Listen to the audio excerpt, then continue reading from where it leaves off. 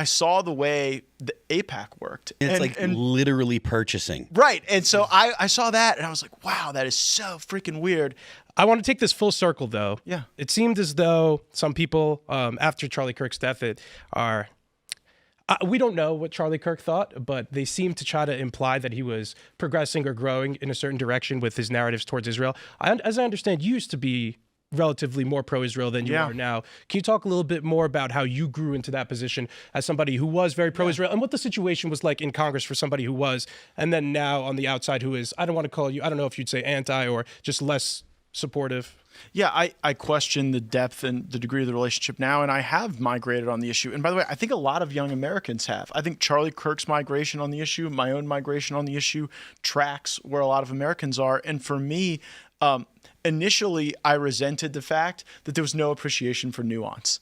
Like if you asked any questions about any decision of the Israeli government in any place regarding settlements, regarding Gaza, whatever, you were like, you had deviated from the script. And I just, in any policy area, I had resentment over that. And then I saw the way the AIPAC worked, and that was weird for like a country lawyer like me. I remember my first AIPAC reception, and like your fundraiser tells you have to go, and your chief of staff tells you have to go, your committee chairman all tell you have to go, and you get there and you wear this name badge, and I remember there's a QR code on it.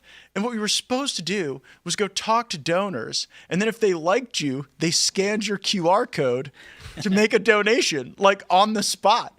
And so can you just imagine how demoralizing that is to like be told that your job for the next several hours to go chat people up, hoping they would scan you like a can of tomato soup on the way out of the meeting. I mean, it's literally purchasing. Right. And so I saw that and I was like, wow, that is so freaking weird. And then, I was in Israel.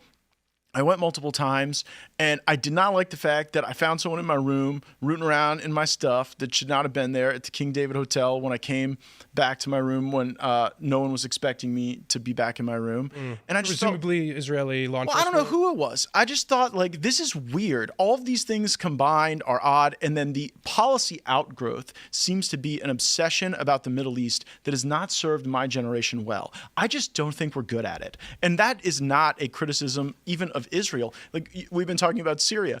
We had battles in Syria where forces funded by the Pentagon were fighting forces funded by the CIA. If you just wait long enough in Syria, whoever you're giving money to becomes the enemy, and whoever you're fighting becomes your friend. And I think that increasingly Israel views the world this way. There used to be like two dominant capital markets in the world, New York and London. And Israel felt like they were very comfortable under that dynamic. And now we live in this world where the most important capital markets are in Riyadh and Abu Dhabi and Dubai and Doha. And I don't love that. I didn't cause that to happen.